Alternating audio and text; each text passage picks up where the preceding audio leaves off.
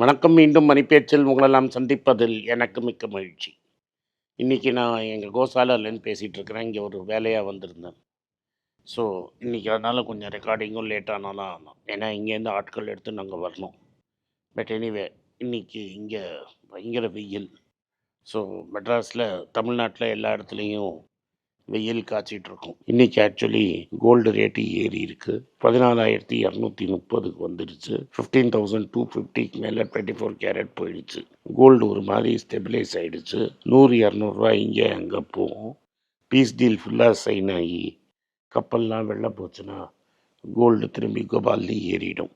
இந்த வாரம் ஜெரோம் போலோட ஒரு மீட்டிங் வருது. ஆக்சுவலி இது ஜெரோம் போலோட லாஸ்ட் மீட்டிங்காக தான் ஸ்டார்ட் பண்ணாங்க. மோஸ்ட் லைக்லி இன்ட்ரெஸ்ட் ரேட்ஸை பாஸ் பண்ணுவாங்க. ஆல்ரெடி செனட்டில் கண்டிஷன் போட்ட மாதிரி கெவின் மார்ஷை காப்பாற்றுறதுக்கு ஜெரோம் போல் மேலே போட்டிருந்த டிஓஜே ப்ரோபையும் ட்ரம்ப் முடிச்சுக்கிட்டாரு. ஸோ அடுத்த வாட்டி கெவின் மார்ஷ் வந்துடுவாருன்னு நம்ம நம்புகிறோம். ஸோ இன்றைக்கி மார்க்கெட்டு காலத்தால் ஒரேடியாக பாசிட்டிவில் போச்சு. அட் ஒன் சைன் 200 பாயிண்ட்டுக்கு மேலே பாசிட்டிவாக இருந்தது. அங்கேருந்து விழுந்து பாதியாக இறங்கி 95 பாயிண்ட்டுக்கு போச்சு. மேலேயும் கீழேயும் போயிட்டுருக்கு. பட் மார்க்கெட்டு ஏறுறதுக்கு எந்த நியூஸும் இல்லை.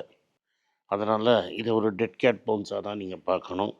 மார்க்கெட் திரும்பி இன்றைக்கி இல்லாட்டா ஒரு வாரத்தில் நார்மல் லெவலுக்கு வந்துடும்.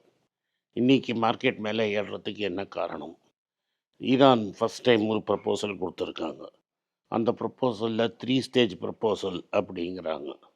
முதல்ல அமெரிக்கா எல்லாத்தையும் வாபஸ் வாங்கணும், கேரண்டி கொடுக்கணும், அண்டு கப்பல்லாம் அங்கேருந்து எவ்வளோ எடுக்கணும். ஒன்ஸ் அவங்க எடுத்த அப்புறம் நான் 2வது ஸ்டேஜில் ஹோமூஸை திறப்பேன், 3வது ஸ்டேஜில் நியூக்ளியர் டீலை பற்றி பேசலாம் அப்படின்னு இருக்கிறாங்க. ஸோ இது ஃபஸ்ட்டு அமெரிக்கன் கேரண்டி, அதுக்கப்புறம் ஹோமூஸு, அதுக்கப்புறம்தான் நியூக்ளியர் டீலுங்கிறாங்க. ஆனால் ட்ரம்ப் அதுக்கு ஒத்துப்பாரா அப்படிங்கிறது நம்மளுக்கு தெரியாது. பட் மார்க்கெட்டு இதனால தான் போச்சு. ட்ரம்ப் எப்படியாவது ஒரு டீலை பிடிக்கணும்னு பார்க்குறாரு. மேபி இதுக்கு ஒத்துனாலும் ஒத்துப்பாராக இருக்கும். பட் இதுதான் நியூஸு. நேற்று ட்ரம்ப் இருந்த ஒரு பார்ட்டியில் துப்பாக்கியால் சுட பார்த்துருக்காங்க. அது என்ன ஏதுங்கிற டீட்டெயில்ஸ் ஒன்றும் கிளியராக வரல. லக்கிலி யாருக்கும் உயிர் சேதம் இல்லை, யாருக்கும் இன்ஜுரி கூட இல்லை. அவரை அந்த ஆளை பிடிச்சிட்டாங்க. இதுக்கப்புறம் டீட்டெயில்ஸ் இனிமேல் தான் வரணும். கச்சா எண்ணெய் ஃபியூச்சர்ஸ் மார்க்கெட்டில் 110 டச் பண்ணிடுச்சு. அப்படின்னா 130 கிட்ட கேஷ் மார்க்கெட்டில் இருக்கும். இத்தனை நாளாக ஹை சீஸில் இருந்த கச்சா எண்ணெய் விலையெல்லாம் விற்று போயிடுச்சு. இனிமேல் வெளிலேருந்து வந்தால் தான் உண்டு. அதனால் ரியல் ப்ரெஷர் இப்போ தான் ஆரம்பிக்க போகுது. இந்தியாவில் ஸ்ட்ராட்டஜிக் ரிசர்வ்ஸ் இருக்கிறது ஒரு ப்ளூ டர்பன் ஆள் பண்ணது. இன்னும் எவ்வளோ நாள் தெளிவாக தாங்கும்னு தெரியல. மே 15 வரைக்கும் தாங்கும்னு நினைக்கிறோம். அதுக்குள்ளே எப்படியாவது கச்சா எண்ணெய் ஈஸ் ஆகணும். ஸோ இதுதான் ஃபஸ்ட்டு கச்சா எண்ணெய் ஸ்டேட்டஸ்ஸு. எல்பிஜி சிலிண்டர் இன்றைக்கி க்ளோஸ் பண்ணாலும் ஷார்ட்டேஜில் கொஞ்சம் நாளைக்கு இருக்கும். ஸோ எல்பிஜி சிலிண்டர்னால் டேமேஜ் இருக்கிறது இருக்கும். ஆல்ரெடி இந்த குவார்ட்டர் ரிசல்ட்ஸு இது வரைக்கும் ரொம்ப ஓஹோன்னு இல்லை. திரும்பி அடுத்த குவார்ட்டர் ரிசல்ட்டும் டெஃபினட்டாக 45 டேஸ் எஃபெக்ட் ஆகிறதுனால எஃபெக்டாக இருக்கும். அதனால் நம்ம ரிசல்ட்ஸ் வச்சு பூஸ்ட் வருதுங்கிறது second quarter of the year தான் பூஸ்ட் வரும். இப்போதைக்கு பூஸ்ட்டுக்கு பாசிபிலிட்டி ரொம்ப கம்மி. இன்றைக்கியான முக்கிய செய்திகள் பார்ப்போம். எல்லா இண்டைசஸும் பாசிட்டிவில் இருக்குது. 3 பேங்க் ரிசல்ட்ஸ் வந்திருக்கு. 3 பேங்க் ரிசல்ட்ஸில் ஃபஸ்ட்டு டைம் இண்டஸ்இண்ட் பேங்க்கு 595 crores ப்ராஃபிட் பண்ணியிருக்கிறாங்க. இதில் டெபாசிட்ஸும் பெருசாக ஏறலை, கிரெடிட்டும் பெருசாக ஏறலை. பட் கரெக்டாக எல்லா சிஸ்டம்ஸையும் கண்ட்ரோலில் கொண்டு எல்லாத்தையும் கரெக்ட் பண்ணி கம்ப்ளைண்ட்ஸு புது ஆலோசனை போட்டு இந்த ராஜீவ் ஆனந்த் அடியில் பேங்க்கில் இருக்கிற எல்லா கம்ப்ளைண்ட்ஸ் இஷ்யூஸையும் சால்வ் பண்ணிட்டு வராங்க. இந்த நியூஸ் கேட்டோன்னே இன்றைக்கி மார்க்கெட்டில் முதல்ல 5%ம் இப்போதைக்கு 3.5% அப்பில் இருக்குது. இது ரியலி லாங் டேர்ம் ஹோல்ட் பண்ணிங்கன்னா நல்ல ரிசல்ட்டு கொடுக்கும். நம்மளோட ஐடிஎஃப்சி பேங்க்கு நார்மலாக 590 கோடி அந்த ஃப்ராடு கேஸுக்கு அப்புறம் ஃபுல்லாக இவங்க செட்டில் பண்ண அப்புறம் லாஸ்ட்டில் போயிருக்கணும். பட் இந்த பேங்க் ஸ்ட்ரென்த் இருந்ததுனால நியர்லி 300 கோடி கிட்ட ப்ராஃபிட் காமிச்சிருக்குது. இதில் அவர் என்ன சொல்கிறாருன்னா, இந்த ஆக்சுவல் ப்ராஃபிட் 725 கோடியாக இருக்கணும். அந்த 480 கோடி ஒன் டைம் லாஸ் ஏறினதுனால இது குறைஞ்சிடுச்சு. இந்த லாஸுங்கிறத எல்லாத்தையுமே எழுதிட்டாங்க. ஃபர்ஸ்ட் குவார்ட்டர் ரிசல்ட்ஸில் கூட இது பெருசாக இம்பேக்ட் பண்ணாது அப்படிங்கிறத சொல்லிட்டார். அடுத்த வருஷம் ரிசல்ட்ஸ் சூப்பராக இருக்கும் அப்படிங்கிறதையும் சொல்லிட்டார். காசா வந்து இயர் ஆன் இயர் க்ரோ ஆகிருந்தாலும் குவார்ட்டர் ஆன் குவார்ட்டர் குறைஞ்சிருக்கு 2%.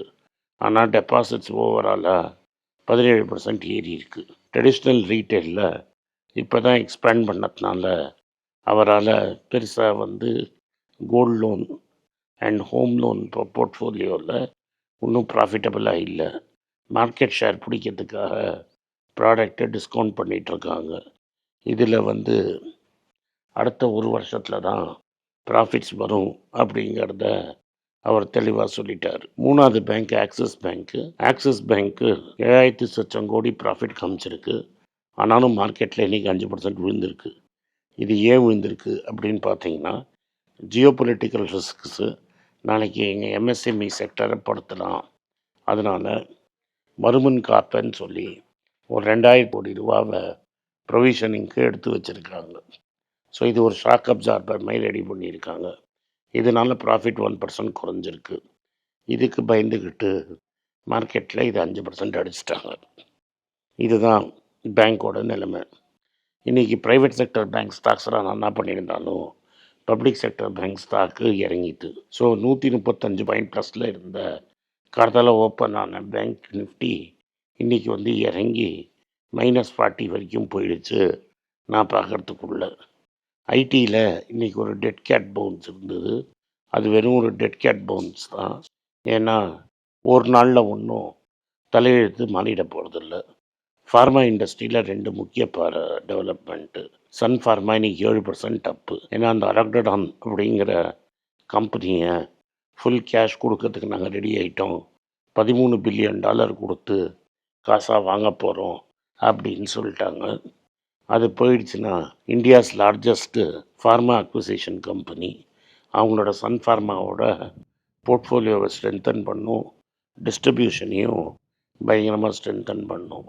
அதனால் இவங்களுக்கு ரொம்ப பாசிட்டிவ். இன்றைக்கி ஆட்டோ கம்பெனிஸ்லாம் பாசிட்டிவாக இருந்தாலும் டாடா பேசஞ்சர் வெஹிக்கிள் ஃப்ளாட்டாக இருக்குது. ஆக்சுவலி விழுன்னு தான் நினச்சேன்.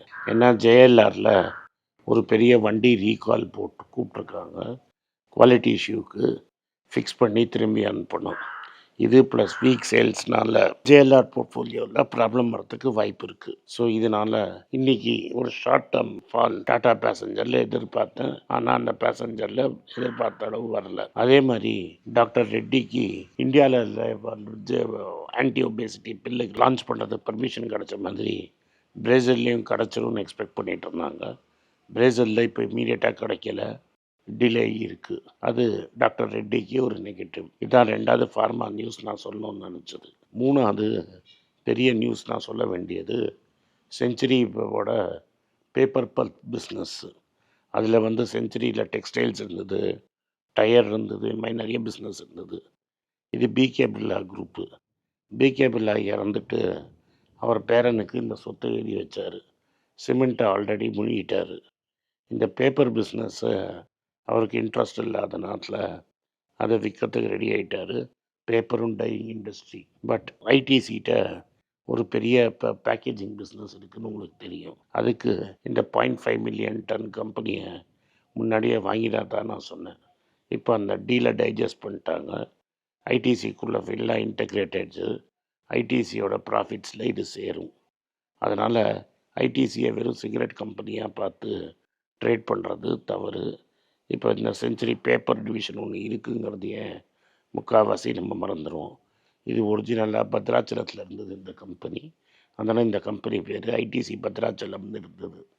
இது இப்போ ஐடிசியோட மர்ஜ் ஆகிடுச்சு. இந்துஸ்தான் சிங்க்கு நல்ல ரிசல்ட் வரும் அப்படின்னு 5% ஏறி இருக்குது. எஸ்பெஷலி சில்வரில் நல்லா ப்ராஃபிட் பண்ணியிருப்பாங்கன்னு. இன்னொரு விஷயம், வேதாந்தா இந்த வாட்டி மே 1 ரெக்கார்ட் டேட் போய் எல்லாம் தனி கம்பெனியாக பிரிஞ்சு ட்ரேட் ஆகும். அடுத்த பெரிய நியூஸ் வந்து நான் கொடுக்கணும்னு நினச்சது இன்டெல் பற்றி ரொம்ப பேசாமல் வெயிட் பண்ணிட்டு இருந்தேன். NVIDIA $5 trillion மார்க்கெட்டை கேப்சர் பண்ணிடுச்சு. அதே மாதிரி இன்டெல் ரொம்ப நாள் தடவி நம்ம வந்து $26 இதை ஒரு கால் கொடுக்க ஆரம்பித்தோம். $26 ஒரு வருஷத்துக்கு முன்னாடி இதை பற்றி பேசியிருந்தோம். இன்றைக்கி அது $90 கிட்ட போயிடுச்சு. ஆல் டைம் ஹை கிட்ட போயிடுச்சு. ரிசல்ட் மார்க்கெட்டை பீட் பண்ணிடுச்சு. புது CEO வந்து இந்த இன்டெலை ஃபிக்ஸ் பண்ணிடுவார் அப்படின்னு ஒரு நம்பிக்கை வந்துடுச்சு. எனக்கு இது பர்சனலாக ஒரு நற்செய்தி. ஏன்னா நான் வந்து உங்களுக்கு சொல்லின மாதிரி ஆண்டி குரோங்கிறவர் எனக்கு ஒரு பர்சனல் ஹீரோ. அவர் தான் இன்டெலை இவ்வளோ பெரிய கம்பெனி ஆக்கினது. எனக்கு என்னோடய 30s and 40s Andy Grove ஒரு hero. High output management and only the paranoid சர்வைவ்னு 2 புஸ்தகம் எழுதிட்டு இருந்தார். இது எஸ்பெஷலி ஏன் ஸ்வீட்னா, நான் ஒரு புக்கு எழுதிட்டுருக்கேன். அந்த புக்கு முடிகிற ஸ்டேஜில் ஆண்டி க்ரோவை பற்றி சாப்டர் இப்போ எழுதிட்டு இருக்கும்போது இந்த நற்செய்தி நம்மளுக்கு கிடச்சிருக்கு. இதை நான் ஒரு பாசிட்டிவாக பார்க்குறேன். ஆஸ் யூஷுவல் ட்ரேடர் வினோதோட ஃப்ரெண்ட்ஸு ரொம்ப குஷியாக இருக்கிறாங்க. உங்களுக்கு ஏதாவது இந்த US ஸ்டாக்ஸை பற்றி தெரியணும்னா வினோதோட இன்ஸ்டாகிராமில் ரீச் அவுட் பண்ணுங்க. பேடிஎம் பேங்குக்கு நான் சொன்ன மாதிரி ஃப்ரைடே அன்னைக்கு RBI லைசன்ஸ் கேன்சல் பண்ணிடுச்சு. இது எதிர்பார்த்தது தான். இதனால தான் நான் சொல்கிறேன், IPOவில் போடாதீங்க. ஓலா, பைஜூஸ், ஓயோ, பேடிஎம் 4 பெரிய கம்பெனி தான் ஸ்டார்ட் அப் இந்தியாவோட ஃப்ளாக் பேரராக இருந்தது. இந்த 4 கம்பெனியுமே இன்னைக்கு திவாலார நிலைமைக்கு வந்துடுச்சு. ஸோ இதில் பணம் போட்டவங்களுக்கெல்லாம் நஷ்டம். லக்கிலி ஓயோ வந்து பப்ளிக் இஷ்யூ வராமல் இழுத்துக்கிட்டே போச்சு. அதனால் நம்ம தப்பித்தோம். தப்பித்தது தம்பரான் தலை. மீதி 3மே எகிரிடுச்சு. ஜொமாட்டோ சூப்பராக ரிசல்ட் கொடுக்கறது நீங்கள் நினச்சிட்ருக்கீங்க. அவ்வளோ நல்ல கம்பெனியாக இருந்தால் ஏன் ப்ரமோட்டர் கட்சியை பிளேன்லேருந்து குதித்து பேரச்சூட்டோடு ஓடி போயிட்டார். கூடிய சீக்கிரத்தில் ஸ்விக்கியும் ஜொமாட்டோவும் இந்த குரூப்பில் சேரும். கியூங்கி நீங்கள்லாம் சாப்பாடு நிறைய ஆர்டர் பண்ணுறதுனால, ரொட்டேஷனுக்கு காசில் இருக்கிறதுனால இது 1 நாள் பிரகாசமாக எரியும். ஆனால் உனக்கு அணைஞ்சு தான் போகணும். எப்போ கேஷ் ஃப்ளோ பாசிட்டிவாக இல்லையோ பிஸ்னஸ் ரொம்ப நாளைக்கு தாங்காது. நன்றி, வணக்கம்.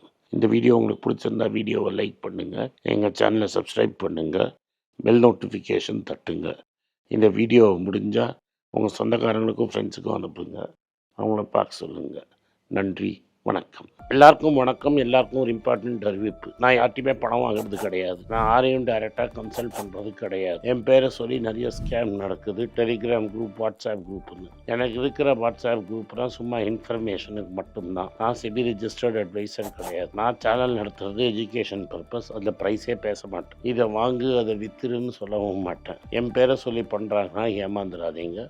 நன்றி, வணக்கம். எல்லாருக்கும் வணக்கம். குழந்தைங்களுக்காக ஃபைனான்ஷியல் லிட்ரஸி, மணி ஃபார் நத்திங்னு 2வது பார்ட்டு. அண்ட் இதில் வந்து செக் எழுதுறது எப்படி, டெபாசிட் ஸ்லிப் எழுதுறது எப்படி, பணம் எப்படி வந்தது, பார்ட்டர்லேருந்து டிமானிட்டைசேஷன் வரைக்கும் எல்லாத்தையும் கவர் பண்ணியிருக்கோம். உங்கள் குழந்தைங்க அப் டு ஏஜ் 10, 12க்கு ரொம்ப யூஸ்ஃபுல்லாக இருக்கும். இந்த புக்கு இப்போதைக்கு ஒரு ஸ்பெஷல் ப்ரைஸில் $450 கொடுக்குறோம். இதை யூஸ் பண்ணிக்கோங்க. நன்றி, வணக்கம். moneypage.com வெப்சைட்டை சப்ஸ்கிரைப் பண்ணுங்கள். ஒரு வாரத்துக்கு 4 ப்ரீமியம் ஆர்டிக்கலும் ஃப்ரீ ஆர்டிகல்ஸ் ஒரு 10லேருந்து 15 நாங்கள் போடுறோம். இது சப்ஸ்கிரிப்ஷன் ஒரு மாதத்துக்கு $99 தான். இங்கே சொல்கிற கான்செப்ட்ஸை கிரேட்டாக எக்ஸ்பேண்ட் பண்ணி போடுறோம். நீங்கள் படித்தீங்கன்னா உங்களுக்கு யூஸ்ஃபுல்லாக இருக்கும். நன்றி, வணக்கம். வணக்கம். குழந்தைங்களுக்காக ஒரு புஸ்தகம் லான்ச் பண்ணோம். அது ரொம்ப சக்ஸஸ்ஃபுல்லாக இருக்குது. யாருக்கெல்லாம் அந்த புஸ்தகம் போகணுமோ எங்கள் டீமுக்கு கான்டாக்ட் பண்ணுங்கள். கீழே இருக்கிற நம்பர்லேயும் வெப்சைட்லேயும் கான்டாக்ட் பண்ணிங்கன்னா உங்களுக்கு அந்த புஸ்தகத்தை நீங்கள் வாங்கிக்கலாம். மற்ற எங்கள் புஸ்தகமும் அவைலபிள். எங்கள் வெப்சைட் மூலமாகவும் வாங்கலாம். கீழே இருக்கிற வாட்ஸ்அப் நம்பர்லேயும் மெசேஜ் அனுப்பலாம். நன்றி, வணக்கம்.